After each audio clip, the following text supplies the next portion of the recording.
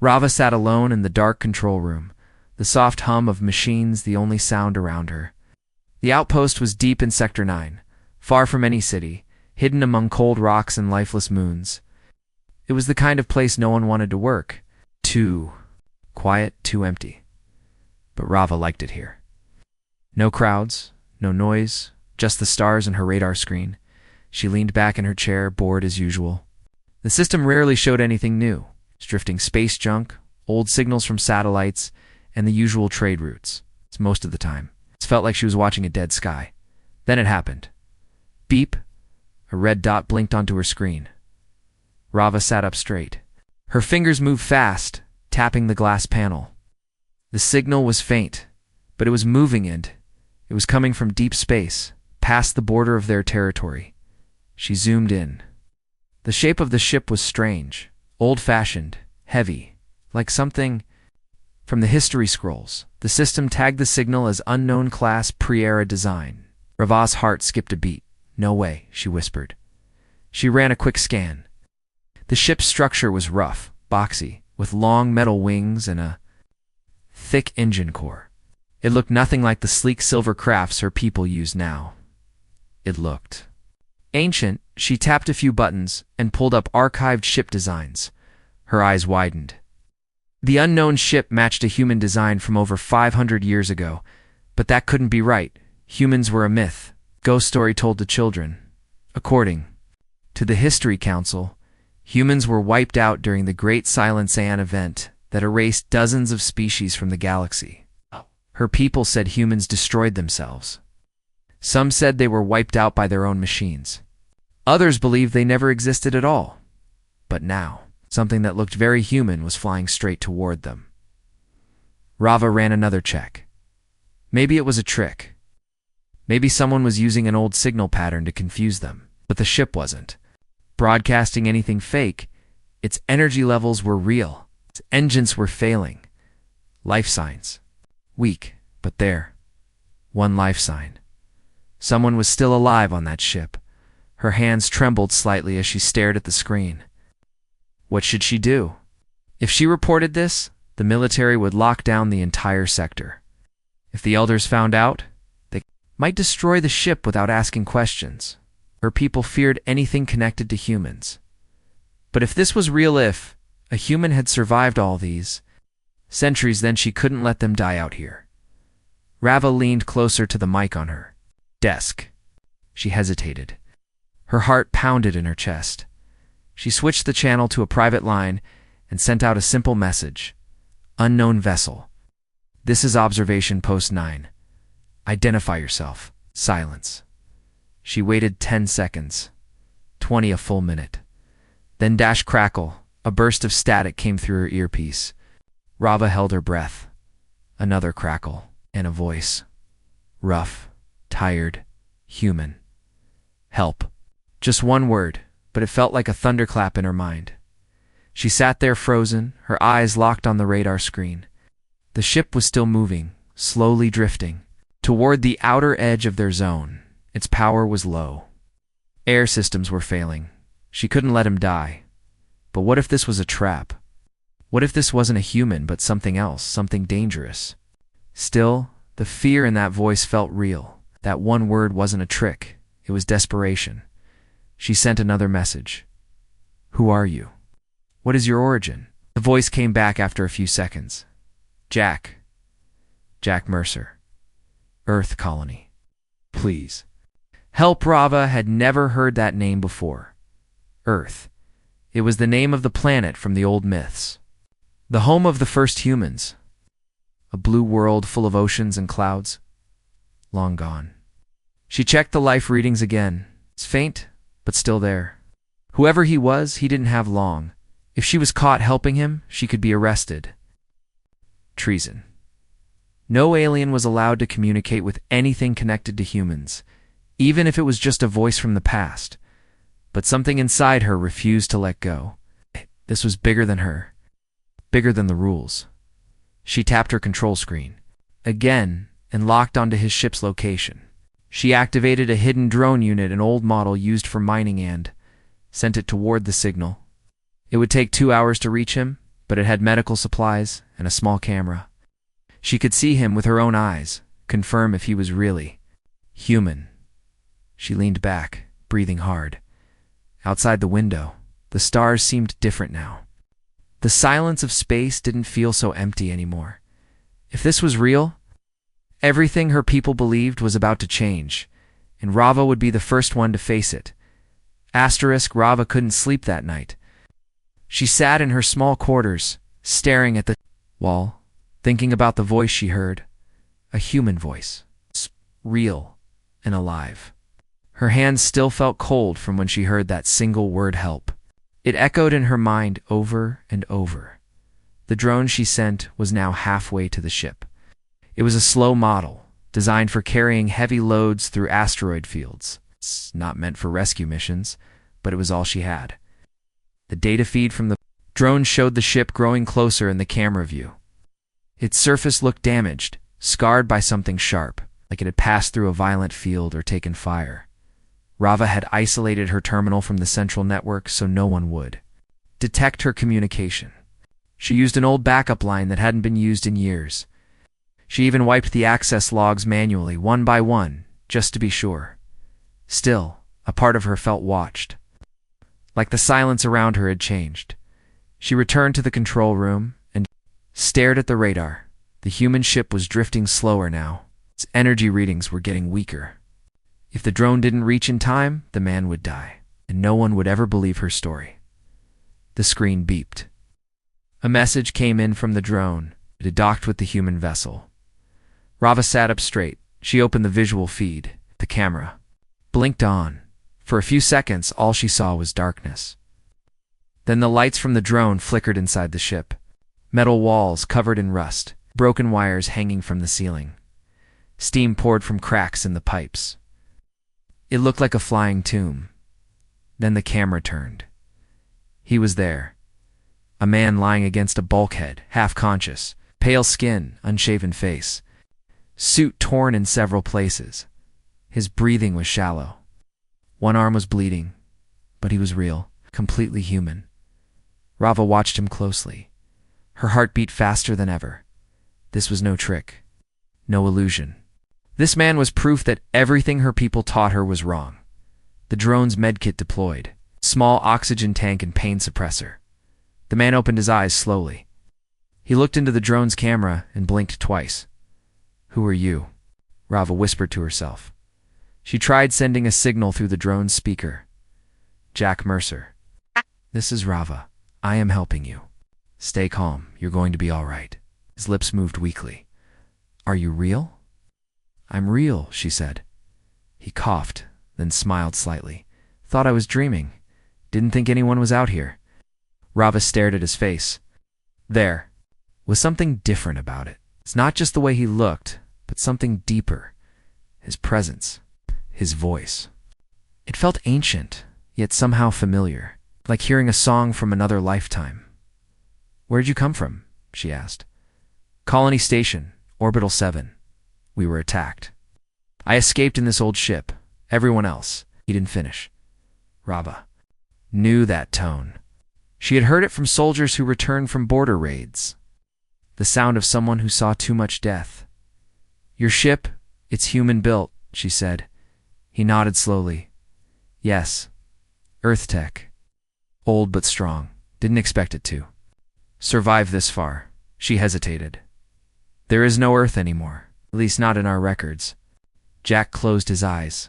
"They told us the same thing, that we were the last, that no one else survived. Guess they were wrong." Something about his words made her shiver.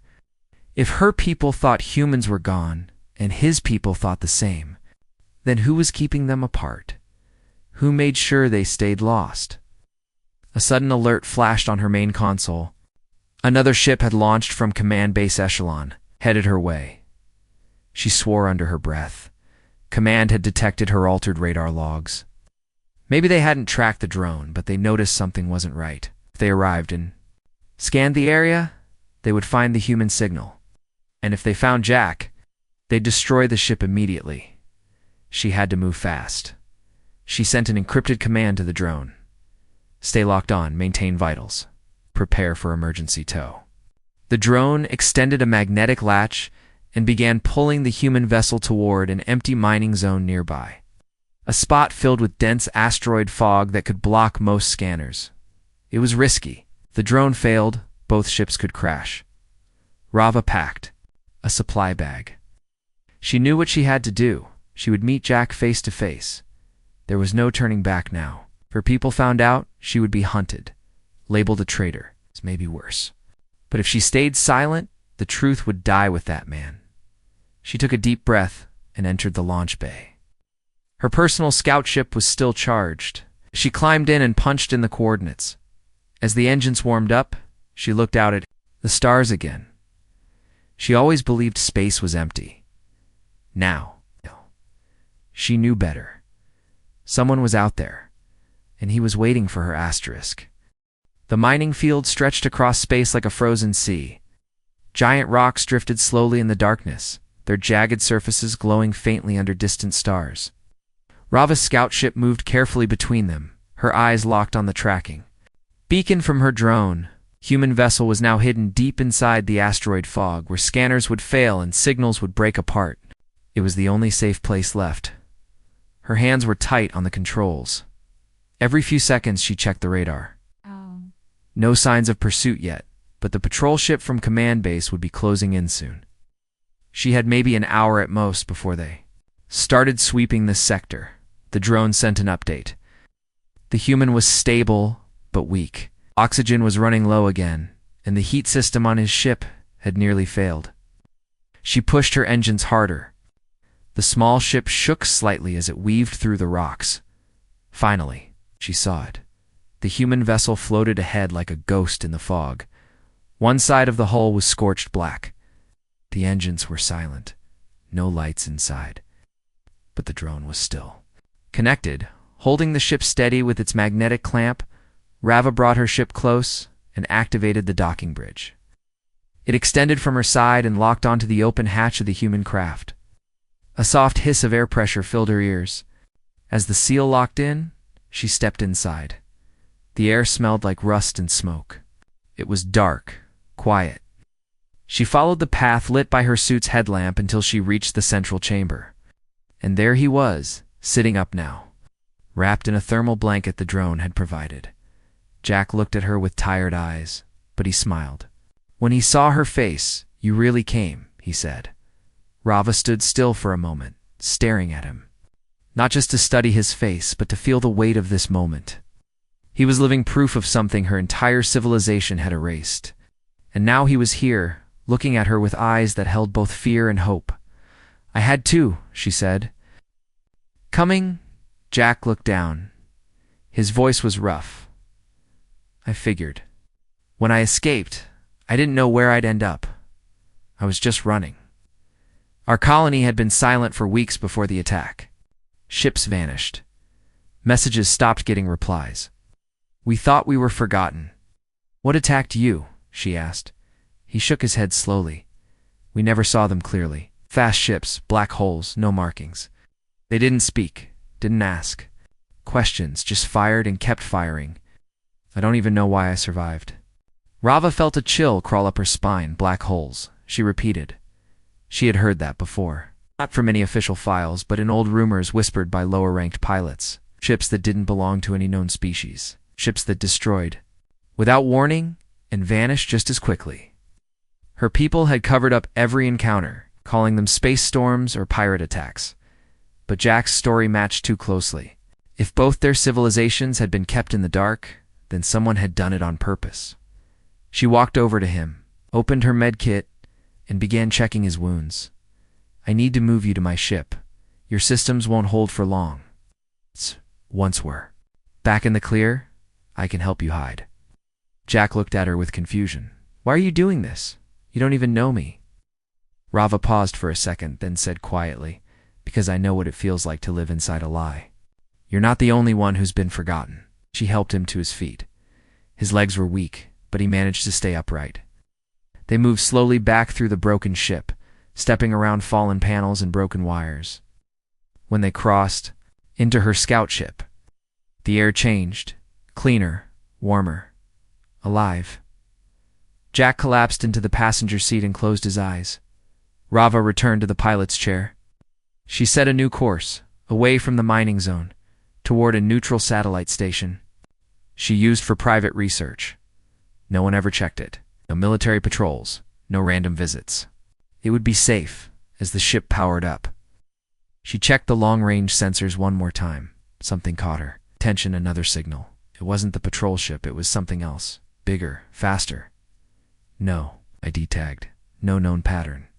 She magnified the image. A black ship. Sleek. Silent. Cutting through the asteroid field like a blade. It wasn't following them yet, but it was close. It was too close to be random. Rava didn't speak. She just pushed the engine controls forward and flew into the darkness. Whatever this was, it had already started hunting, and she had just made herself the next target. Rava didn't slow the ship for hours. Her fingers stayed locked on the controls. Her eyes fixed on every data stream coming in. The black ship stayed behind them, not chasing fast, not getting too close, but always there. Like a shadow that knew how to follow without being seen. Jack slept most of the time. His body needed rest. The onboard medical system kept him stable, but the deeper wounds were not physical. Rava could see it in the way he moved, the way he tensed when the ship shook or the lights flickered. He was used to being hunted. They reached the outer ring of an abandoned moon called Varan's Edge, a place Rava had used once during an Academy mission. It wasn't on the maps anymore. Council had marked it as unstable after a mining accident. But she knew the underground tunnels still worked. The power grid there could be restored just enough to hide a small ship. More importantly, the whole place was wrapped in magnetic dust. It's perfect for blocking trackers. She landed inside an old freight hangar built into the rock. As the ship touched down, the metal plates groaned like something alive. Lights flickered overhead, then died again. Rava helped Jack walk into the base. The hallways were cold and narrow, the walls stained with rust. She moved ahead carefully, sweeping the air with a portable scanner to check for radiation. It was low, still safe. They reached a control room deep inside the facility. Rava powered it up, using an energy cell from her ship. The lights flicked on, dim but steady. Screens came to life, showing old camera feeds and system logs from years ago. Jack sat down on a metal bench and looked around slowly. "This place looks like it hasn't been touched in a decade," he said. "It hasn't. No one comes here anymore, which means no one's watching." Rava tapped through the system logs and security records. The base had been shut down during the early days of the silence. There were reports of missing miners, unexplained power losses, and finally, a command to seal the site. But the deeper she searched, the more strange details she found. Logs deleted mid-sentence. Shift reports that ended with blank pages. Sudden message tagged as classified, with a single word left behind. Unknown. She turned away from the screen and looked at Jack. "Tell me about the key," she said. Jack frowned. "What key?" "You were scanned by my drone. There's something in your blood, something ancient. Our system flagged it as a genetic marker we haven't seen in over 500 years. He stared at her. "I didn't know. No one ever told me anything like that." Rava pulled up the scan on her wrist display and showed him the pattern. A strand of code embedded in his DNA. It pulsed with an energy signature her people only associated with the old builders the race believed to. It vanished long before even humans existed. "Do you understand what this means?" she said. Jack looked down at the floor. "Not really. Maybe that's why they came after us. Maybe they knew what I carried, even if I didn't." Rava stood silent for a long moment. Then she walked over to one of the old cabinets, pulled out a map projector, and placed it on the table. A holographic image sprang up, showing a broken world just outside their known space. It was marked in red. "This is where I've been digging," she said. "Not with government approval. On my own. This planet is buried in dust, but there are old structures under the surface. I think it's connected to the same builders your DNA is linked to." Jack stood and walked closer to the map. "I've seen that place," he said. "In my dreams. I didn't recognize it before, but now I do. I've seen these towers. And the sky, everything. Rava stared at him. No one has visited this planet in over 4 centuries. It's not even on most star maps. How can you have seen it? I don't know, but I'm telling you, I've seen it. Maybe it's the key. Inside me, maybe it's showing me where to go. Rava stepped back from the map. If what you're saying is true, then we need to get there. Before they do, Jack turned to her. Do you think the black ships are after the same thing? I think they've been guarding this secret longer than anyone knows. And now, for the first time in centuries, someone has a map. Someone has the key. A sudden vibration shook the base. Dust fell from the ceiling. The lights flickered again. Rava ran to the console and pulled up the surface cameras. At first, there was nothing, just rock and silence. Then a shadow passed across one of the screens. A black ship had landed near the hangar. They weren't chasing anymore. They were here, and they were coming in **. The cold air inside the base turned heavy. The hum of old machinery was drowned out by the distant thrum of engines. Rava's heart pounded as she watched the screens. The black ship outside was not alone anymore. Smaller crafts were deploying. From it, like shadows slipping through cracks, she grabbed a plasma pistol from the wall and checked the ammo. The weapon felt light in her hands, but deadly enough. Jack's eyes widened when he saw it. He had never held one before. Are they dangerous? He asked quietly. Rava nodded. It's very... If they find you, they won't ask questions. Jack's face hardened. Then we better be ready. The doors to the hangar began to hiss open. Cold. Wind rushed in, carrying the scent of burnt metal and fear. The black-clad soldiers stepped inside, their helmets reflecting the weak lights. Weapons drawn and moving fast, Rava led Jack through the narrow corridors, using her knowledge of the base's old tunnels. The place was a maze of dark hallways and dead ends, but she remembered hidden passages designed for emergencies. She pulled open a panel and slid through. They came out into a vast cavern deep below the surface. Stalactites hung from the ceiling, like frozen teeth. The walls glittered with strange minerals that caught the light from their suits. Jack looked around in awe. This place feels alive. It's more than that, Rava said. It's a tomb and a fortress. They hurried through the cavern until they reached an ancient stone door. Symbols carved into its surface pulsed faintly with blue light. Rava raised her hand to touch them. The moment she did, the door rumbled and slowly began to open. Was a room filled with glowing crystals and strange machines humming with power? Jack stepped forward. Eyes fixed on a pedestal at the center. Resting there was a small device, no bigger than a fist. It looked like a mix of metal and light, alive in some way. This is it, Jack said. The key. The source. Rava watched carefully. She felt the air shift as if the room itself was breathing. Then she heard a low vibration growing louder, coming from deep inside the planet. Suddenly, alarms blared through the base. Red lights flashed everywhere. The black soldiers were not far behind. Rava grabbed the device carefully. It pulsed. In her hands, like a beating heart, Jack nodded. We need to move. They raced back through the cavern, the vibration growing stronger with each step. The planet seemed to be waking up, shaking off its long sleep as they emerged into the tunnels. The floor began to tremble violently.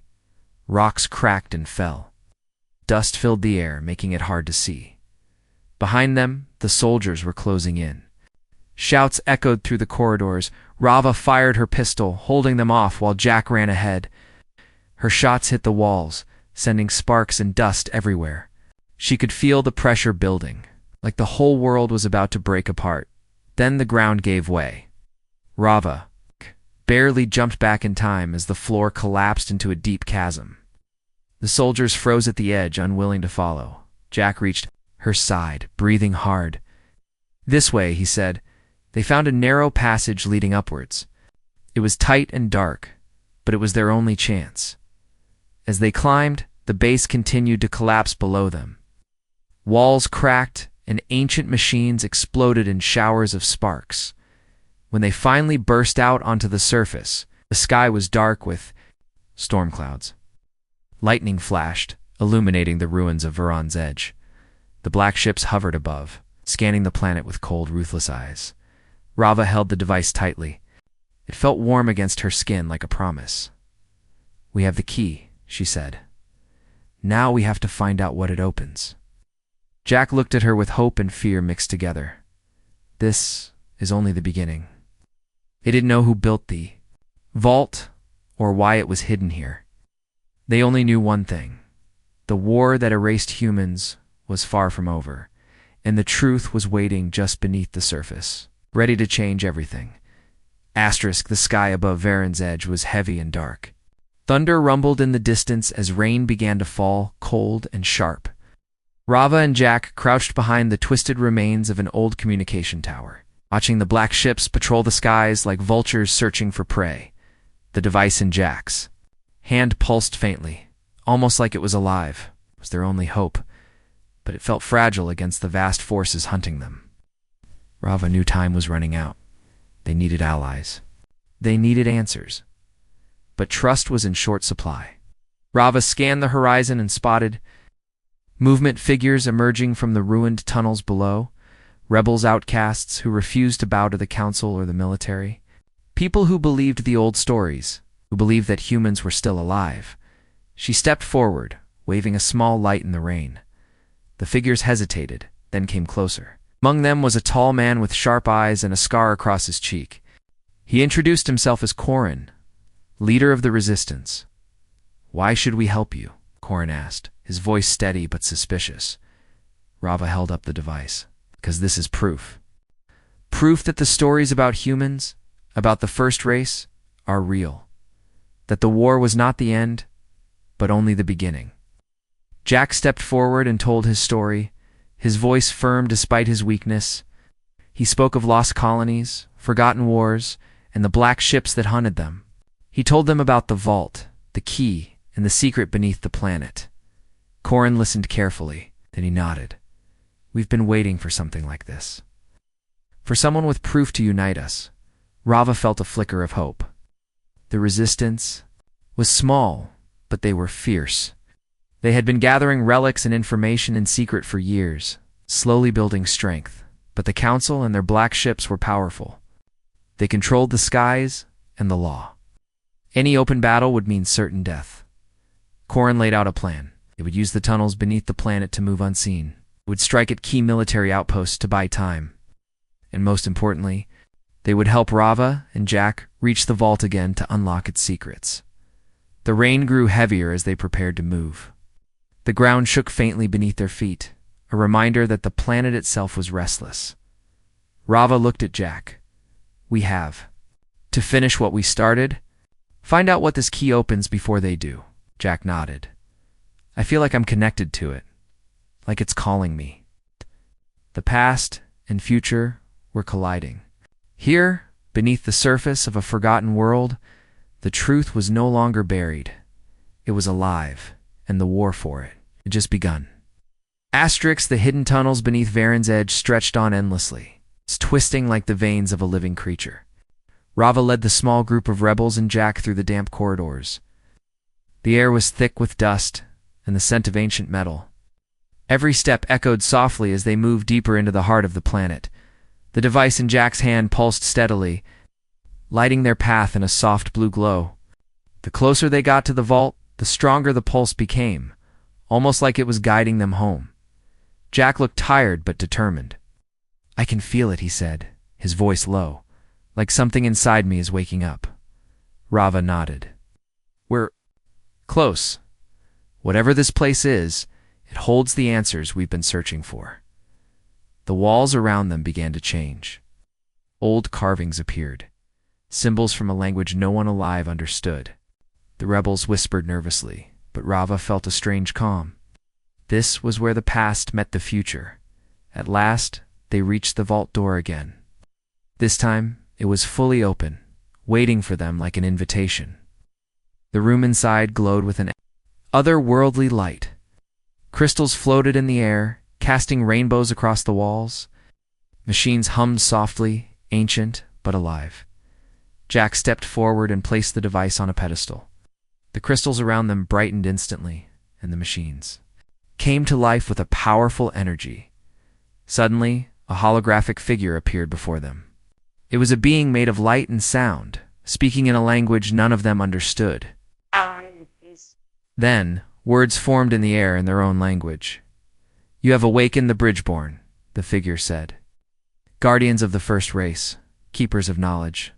And unity, the key you hold connects all worlds. It is time for peace, not war." Rava felt a surge of hope. The myths, the lies, the fear, they were all part of a larger story, one that could bring new life to the galaxy. But there was a warning too. The black ships, the hunters, were part of an old order trying to keep the past buried in the future. Broken Jack looked at Rava. "We have to stop them. It's not just for us, but for everyone." Together, they activated the device fully. A wave of energy spread through the planet, sending a message across the stars. Other human ships, long lost and hidden, responded. Lights appeared in distant space. Survivors who thought they were alone were now awake. The rebels cheered quietly. The council on other worlds trembled. Rava and Jack stood side by side, ready for whatever came next. The war was not over, but now they had the truth, the power, in each other. The myth of humanity was alive again, and this time it would not be forgotten. They had become the Bridgeburn symbols of hope, of unity, and of a new beginning.